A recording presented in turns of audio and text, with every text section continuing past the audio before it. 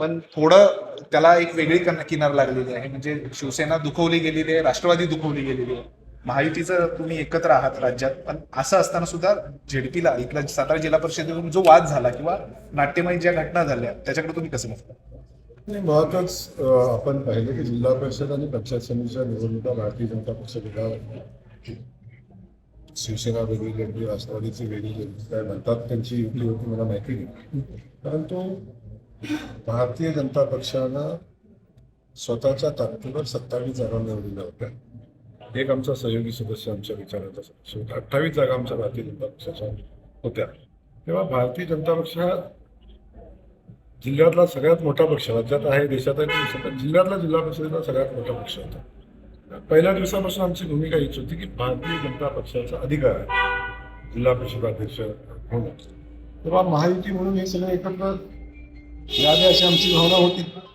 परंतु निकाल लागल्यानंतर काही लोकांना अहम होता, काही लोकांनी आमची चेष्टा करत होती, काही लोकांनी आणखी वेगवेगळ्या पद्धतीनं हसण्याचा होते. मला आधीचं काही बोलायचं नाही. त्या ठिकाणी मी एवढंच सांगतो, हा जिल्हा स्तरावरचा विषय होता. राज्यामध्ये आमची महायुती आहे, आम्ही शोधतो. पण इथं पोलीस यंत्रणेचा असेल किंवा प्रशासनाचा वापर करण्यात आला असा आरोप शंभूराज देसाईंनी केलाय, मकरंद पाटलांनी केलाय. याच्याबाबत मंत्रिमंडळाच्या बैठकीत सुद्धा ते बोलणार आहेत. आपण पाहिलं असेल, जिल्हा परिषदेमध्ये निवडणूक असताना, चालू असताना ज्या पद्धतीने मंत्र्यांची शिबिराळ चालू होती, ज्या पद्धतीने पोलिसांना शिबिराळ केली गेली, ज्या पद्धतीने लोकांच्या अधिकाऱ्यांना ज्या पद्धतीने शिबिराळ केली, हे कुठल्या नाही व्यवस्थेत बसतं. त्यामुळं या सगळ्या व्यवस्थेला वेतीला धरण्याचं काम कोण करतं हे बोलण्याची वेळ येऊ नये अशी माझी इच्छा आहे.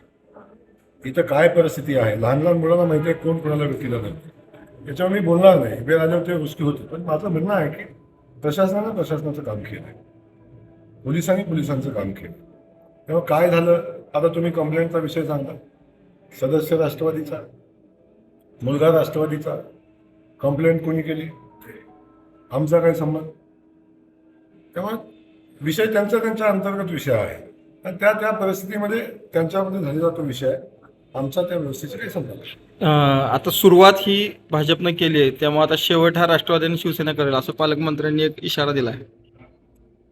आता ते खूप मोठे माणसं आहेत, त्यांच्यावर बोलण्यात माझी उंची नाही आहे. मी खूप छोटा कार्यकर्ता आहे. कारण अधिकार आहे आमच्यासारख्या लोकांचा बोलणं, आम्हाला घोषणा देणं, आमचा वाचण्याचा अधिकार आहे. आधीचं बोलणं उचित नाही त्यांच्या. शिवेंद्रराजेंकडनं कामेश कांबळे म्हणून एक जो सदस्य आहे त्याला धक्काबुक्की झाल्याचा पण आरोप केला आहे आता. मला एक समजत नाही आहे की सुरेंद्र महाराजांनी मला धक्का मग कामेश कांबळे असतील किंवा अन्य काही सदस्य असतील, यांनी स्वतःहून मतदान केलं.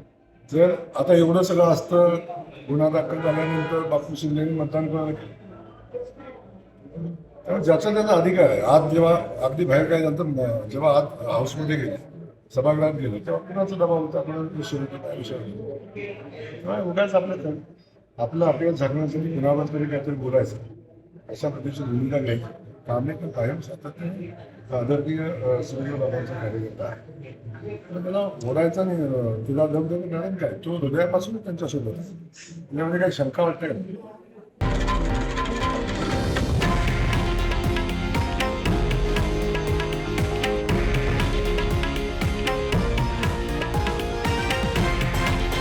हे आहे देशातील नंबर 1 न्यूज नेटवर्क आणि आपण पाहत आहात TV9 मराठी, एकमेव.